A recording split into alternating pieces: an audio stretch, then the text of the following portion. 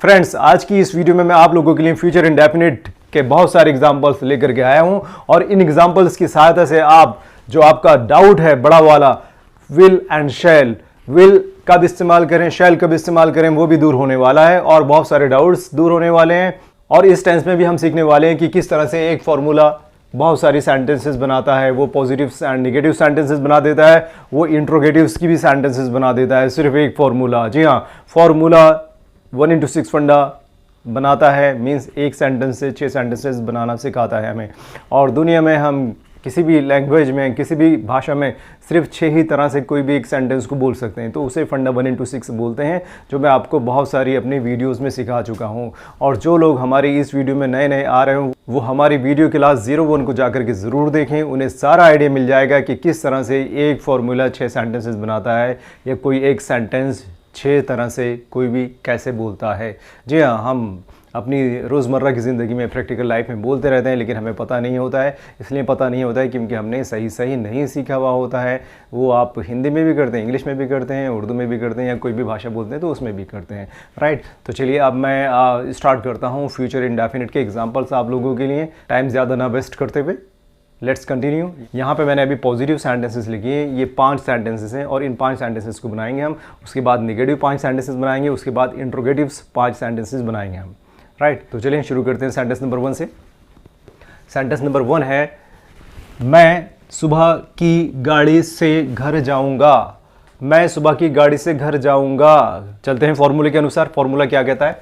Formula कहता है कि सबसे पहले सब्जेक्ट चाहिए। सब्जेक्ट कौन होता है? काम का करने वाला। तो यहाँ पे घर जाने का काम होगा, कौन करेगा? मैं। तो सब्जेक्ट काम करने वाला होता है हमेशा, और यहाँ पे इस सेंटेंस में काम करने वाला मैं हुआ। तो मैं की इंग्लिश हम सब जानते हैं कि आई होती है। सो आई हम लिख चुके हैं। उसके बाद अगला देखते हैं फॉर्मूले के अकॉर्डिंग क्या डिमांड हो रही है। फॉर्मूले के अकॉर्डिंग डिमांड हो रही है विल और शैल में से किसी एक की, राइट। ऑब्लिक लगा रखा है मैंने। ऑब्लिक का मतलब या ये ले लो या ये ले लो। सो विल लें या शैल लें आई के अकॉर्डिंग। देखिए ग्रामेटिकली आई के साथ शैल ही लगता है, तो हम शैल भी लगा सकते हैं। लेकिन अगर ये पक्का है, कहने वाला पक्के तरह से कह रहा है कि उसका जाना पक्का है, तो वो आई विल भी कर सकता है। और अगर पक्का नहीं है तो वो शैल का इस्तेमाल कर सकता है।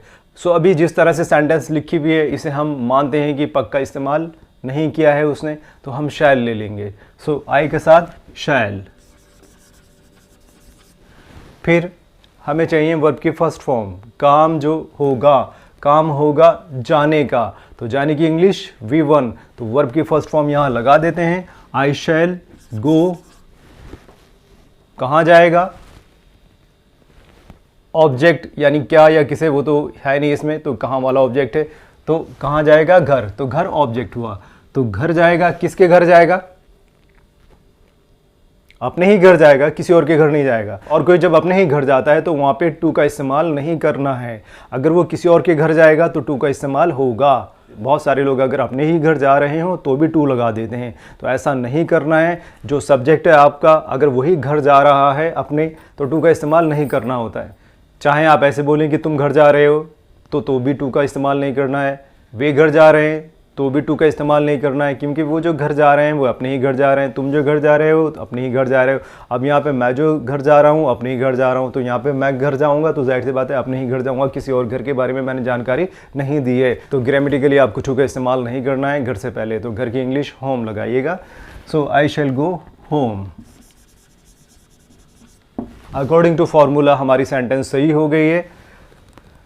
सब्जेक्ट के तौर पर आई लिया, विल शैल में से एक लिया तो शैल हो गया, और वी वर्ब की फर्स्ट फॉर्म के तौर पर आपने गो लिया क्योंकि काम जाने का हो रहा था, और ऑब्जेक्ट होम। सो हमारी सेंटेंस करेक्ट हो जाती है। अब चलते हैं हम सेंटेंस नंबर 2 की तरफ। सेंटेंस नंबर 2 है, तुम इस परीक्षा में कामयाब होगे। इस परीक्षा में कामयाब होगे। फॉर्मूला वही है, सब्जेक्ट प्लस विल शैल में से एक लोगे, प्लस वर्ब की फर्स्ट फॉर्म प्लस ऑब्जेक्ट। तो देखते हैं फॉर्मूले के अनुसार सेंटेंस कैसे बनेगी। सब्जेक्ट है तुम की इंग्लिश यू, हम सब जानते हैं अच्छी तरह से। उसके बाद हमें चाहिए हेल्पिंग वर्ब में से कोई एक, विल या शैल। तुम के साथ तो विल ही होगा। सिर्फ 2 चीज़ छोड़ करके, आई और वी छोड़ करके हर जगह विल का इस्तेमाल होना है। और अगर आई और वी नहीं है, कोई और सब्जेक्ट है, तो आप विल का इस्तेमाल करेंगे। हाँ, अगर पक्का हो जाता है तो रूल उल्टा हो जाता है। आई और वी को छोड़कर कोई भी सब्जेक्ट बनता है तो हमें विल का ही इस्तेमाल करना है। तो यहाँ पे तुम बना है और तुम के लिए हमें लेना है विल। सो यू विल, काम होगा यहाँ पे कामयाब होने का। सो कामयाब होने की इंग्लिश होती है सक्सीड, SUCCEED। सो सक्सीड हम यहाँ लिख देंगे, उसकी V1 चाहिए सक्सीड की, succeed, you will succeed. Object के तौर पर क्या है यहाँ पर, क्या या किसे वाला तो है नहीं, तो इस परीक्षा में है, इस परीक्षा में, in this examination, in this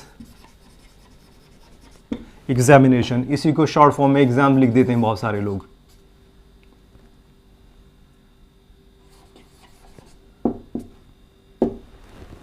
फॉर्मूले के अनुसार हमारी सेंटेंस बिल्कुल सही है। एक बार और देख लेते हैं फॉर्मूले के अनुसार।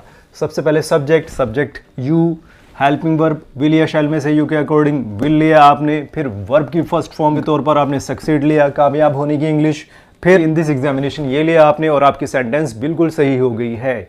अब चलते हैं हम सेंटेंस नंबर 3 की तरफ। सेंटेंस नंबर 3 है वे तुम्हारी आज्ञा का पालन करेंगे। तो सब्जेक्ट हुआ यहाँ पे वे का मतलब दे होता है, बहुत सारे लोगों की तरफ इशारा करते हैं दूर के, तो आप दे लगाते हैं, तो दे सब्जेक्ट के तौर पर हो जाएगा।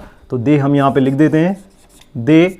फिर विल या शैल, जैसे कि मैंने आपको अभी थोड़ी देर पहले बताया कि आई और वी के साथ ही सिर्फ शैल का इस्तेमाल करते हैं। आई और वी से हटकर कोई भी सब्जेक्ट हो तो आप विल का इस्तेमाल करते हैं। तो यहाँ पे सब्जेक्ट दे है, दे के साथ इस्तेमाल करेंगे विल इस्तेमाल किया हमने। फिर हमें चाहिए वर्ब की फर्स्ट फॉर्म, वर्ब का मतलब काम होना, तो काम क्या होगा जी, आज्ञा का पालन करने का, कहना मानने का। तो कहना मानना या आज्ञा का पालन करना, इसकी इंग्लिश होती है ओबे, OBEY, ओबे। सो ओबे लिख देते हैं हम इसकी फर्स्ट फॉर्म ओबे। अब चाहिए हमें ऑब्जेक्ट। ऑब्जेक्ट कौन है, तुम्हारी, तुम्हारी की इंग्लिश यू लेंगे ऑब्जेक्ट के तौर पर। सो दे विल ओबे यू। सेंटेंस हमारी कंप्लीट हो गई। फिर से देख लेते हैं एक बार फॉर्मूले के अकॉर्डिंग। सो सब्जेक्ट के तौर पर दे, विल शैल में से एक लिया विल, वर्ब की first form obey, object you, they will obey you. चलते हैं सेंटेंस नंबर 4 की तरफ। सेंटेंस नंबर 4 है हम ये काम जरूर करेंगे। यस, यहां पे आ गई वो शर्त जब आपको हम आई या वी के साथ शैल का नहीं विल का प्रयोग करना है, विल का इस्तेमाल करना है। ये जो वर्ड है हिंदी में जरूर, जरूर करेंगे, आप जरूर कहो या पक्का कहो। तो ज़रूर और पक्का एक ही मीनिंग देगा इंग्लिश में। वो क्या होता है कि आपको इसके लिए कोई और वर्ड लगाने की ज़रूरत नहीं है। जो यूजेज होता है, हेल्पिंग वर्ब का इस्तेमाल होता है, जैसे मैंने आपको बताया था आई और वी के साथ शैल का इस्तेमाल होता है अगर पक्का पक्का नहीं है तो। लेकिन जैसे पक्का पक्का हो जाता है तो रूल बदल जाएगा, आई और वी के साथ विल का इस्तेमाल होगा, और जहां विल का इस्तेमाल हुआ करता था वहां पे शैल का इस्तेमाल हो जाएगा अगर पक्का वाली शर्त होगी, ज़रूर वाली शर्त होगी तो अब यहाँ पक्का और ज़रूर वाली शर्त है तो हम इंटरचेंज कर देंगे हेल्पिंग वर्ब्स का। जहाँ शैल की ज़रूरत थी वहाँ विल, चलिए लेते हैं, यहाँ ज़रूरत तो शैल की थी लेकिन अब हम विल लगाएंगे। सो हम वी और पक्का करेंगे तो विल, वी विल, और वर्ब की फर्स्ट फॉर्म है करना, तो करने की English do, we will do. क्या करेंगे ऑब्जेक्ट के तौर पर, ये काम, this work. So this work object हो गया, we will do this work, we will do this work, हम ये काम जरूर करेंगे। फॉर्मूले के अनुसार बिल्कुल सही बन गई है और शर्त के अनुसार भी बिल्कुल सही बन गई है। शर्त है जरूर वाली और इसी वजह से हमने शैल की जगह विल लगा दिया।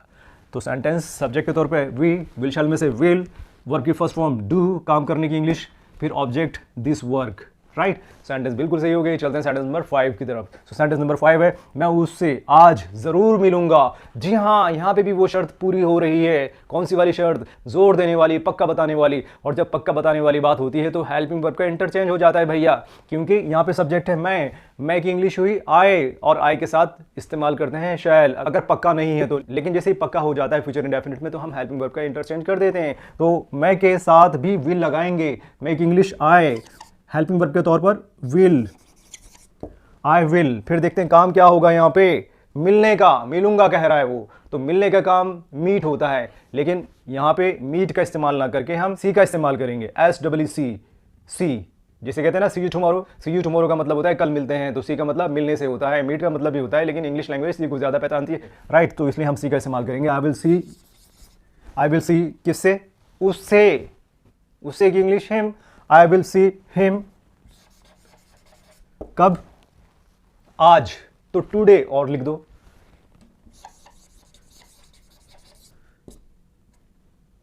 आई विल सी हिम टुडे। जी हाँ, फॉर्मूले के अनुसार आपकी सेंटेंस बिल्कुल करेक्ट हो गई है। आप लोगों को मुबारक है, आप लोग फ्यूचर इंडेफिनिट का पॉजिटिव बनाना सीख गए हैं और इसकी जो शर्त है विल शैल वाली कंफ्यूजिंग वाली वो भी आसानी से सीख गए हैं। तो आप इन सेंटेंसेस को अच्छी तरह से देख लीजिए, फिर उसके बाद हम नेगेटिव सेंटेंसेस की तरफ चलते हैं। इस बार मैं सिर्फ 3 सेंटेंसेस लेकर के आया हूं क्योंकि नेगेटिव में कुछ भी खास नहीं करना होता है, एक नॉट को ही लगाना होता है और वो भी कहाँ, जस्ट बाद में किसके, हेल्पिंग वर्ब के। सो हेल्पिंग वर्ब के जस्ट बाद में नॉट लगाना होता है, इसमें कुछ भी टेक्निकली ऐसा समझने वाली चीज़ नहीं है। तो चलते हैं नेगेटिव सेंटेंसेस की तरफ। Sentence number 1। सो सेंटेंस नंबर 1 है तुम ये काम नहीं करोगे, नहीं करोगे, नॉट लगाना है बस। फॉर्मूले के अनुसार सब कुछ वैसे ही रहेगा, सब्जेक्ट प्लस विल शैल में से एक प्लस वर्ब की फर्स्ट फॉर्म प्लस ऑब्जेक्ट, बस ये नॉट लगता है कहाँ, हेल्पिंग वर्ब के जस्ट बाद में, राइट। चलिए बनाते हैं। तुम ये काम नहीं करोगे, तुम सब्जेक्ट हुआ तो यू, यू के साथ विल, फिर नॉट और वर्ब की फर्स्ट फॉर्म करना, तो करने की English do, you will not do, क्या, यह काम, तो दिस वर्क।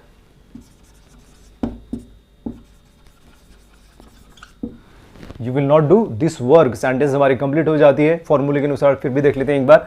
यू लिया हमने सब्जेक्ट के तौर पे, विल शैल में से एक लिया विल, फिर हमें नॉट रखना होता है नेगेटिव बनाने के लिए, जस्ट हेल्पिंग वर्ब के बाद जो हम यहाँ रख चुके हैं नॉट, बिल्कुल सही। वर्ब की फर्स्ट फॉर्म काम करने की इंग्लिश डू, फिर ऑब्जेक्ट ये काम this work. So correct sentence हो गई फॉर्मूले के अनुसार। चलते हैं सेंटेंस नंबर 2 की तरफ। सेंटेंस नंबर 2 है राम तुम्हारे साथ दिल्ली कभी नहीं जाएगा, कभी नहीं, बिल्कुल ही मना कर रहा है जाने को। चलिए देखते हैं। सब्जेक्ट हुआ राम, राम तो राम ही होता है इंग्लिश में भी। उसके बाद चाहिए हेल्पिंग वर्ब, सो राम के according will lay low, Ram will. फिर चाहिए होता है नहीं, तो नहीं के साथ कभी नहीं मिला हुआ है और कभी नहीं की अपनी इंग्लिश होती है नेवर, और नेवर जो होता है उसमें खुद ब खुद एन जो होता है वो नॉट के तौर पे मौजूद रहता है। सो नॉट ना लेकर के हम यहाँ पर नेवर लेंगे। राम विल नेवर जाएगा, गो, कहाँ की बात हो रही है, टू दिल्ली, टू दिल्ली ले लिया आपने, ऑब्जेक्ट के तौर पे टू दिल्ली ले लिया। लेकिन उसके बाद भी कुछ चीज़ बची हुई है, जैसे साथ, तुम्हारे साथ, इसकी इंग्लिश नहीं लिखी हमने, और यहाँ पे ऑब्जेक्ट भी हो चुका है, तो उसके बाद भी जो शब्द बच जाते हैं ऑब्जेक्ट के बाद वो कहलाते हैं एजेंट ग्रामर में, और वो सबसे ही बाद में आते हैं। बस ऑब्जेक्ट के बाद एक ही चीज़ बचती है जो होता है एजेंट, वो हम और लिख देते हैं। एजेंट के तौर पे हम लिखेंगे तुम्हारे साथ की इंग्लिश तो विद यू हो जाएगा, विद यू। और हमारी सेंटेंस फॉर्मूले के अनुसार बिल्कुल सही हो गई। चलिए फिर से एक बार देख लेते हैं। सब्जेक्ट के तौर पर राम हो गया, विल शैल में से एक लिया विल हो गया, फिर नॉट लगाया जाता है, लेकिन नॉट है नहीं इसमें, कभी नहीं है, तो कभी नहीं की इंग्लिश नेवर लगा दिया हमने। फिर वर्ब की फर्स्ट फॉर्म जो गो है, फिर ऑब्जेक्ट के तौर पे टू दिल्ली लगा दिया, क्योंकि दिल्ली को हम ऐसे हिंदी में नहीं बोलते हैं, लेकिन इंग्लिश में हमें को की इंग्लिश टू लगानी होती है जगह के नाम से पहले। सो टू दिल्ली लगाया हमने। फिर उसके बाद एजेंट बचा है जो है विद यू, तुम्हारे साथ। सेंटेंस है Ram will never go to Delhi with you, sentence complete हो जाती है।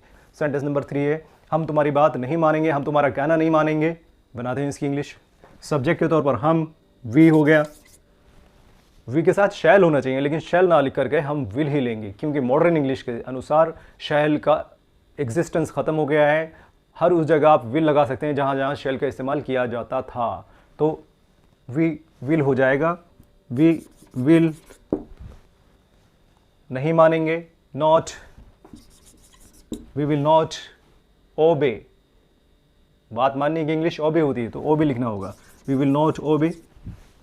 तुम्हारी बात, तो बात मानना तो ओबे के अंदर आ गया, अब तुम्हारी रहता है सिर्फ, ये ऑब्जेक्ट के तौर पर तुम्हारी, तुम्हारी की इंग्लिश ऑब्जेक्ट के तौर पर यू ही ली जाती है, योर नहीं ली जाती है, सिर्फ you. So we will not obey you. Sentence हमारी कंप्लीट हो गई फॉर्मूले के अनुसार। एक बार फिर से देख और समझ लेते हैं।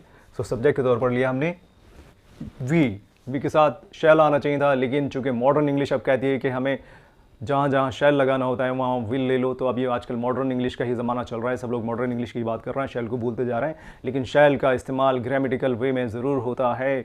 आई और वी के साथ भी विल का इस्तेमाल कर लो। सो वही हमने किया है, वी के साथ विल, फिर नहीं की इंग्लिश नॉट, फिर V1 के तौर पर कहना मानना ओबे, फिर उसके बाद ऑब्जेक्ट, तुम्हारी बात कही गई थी यहाँ पे, तो ऑब्जेक्ट के तौर पर तुम की इंग्लिश लगाई गई यू।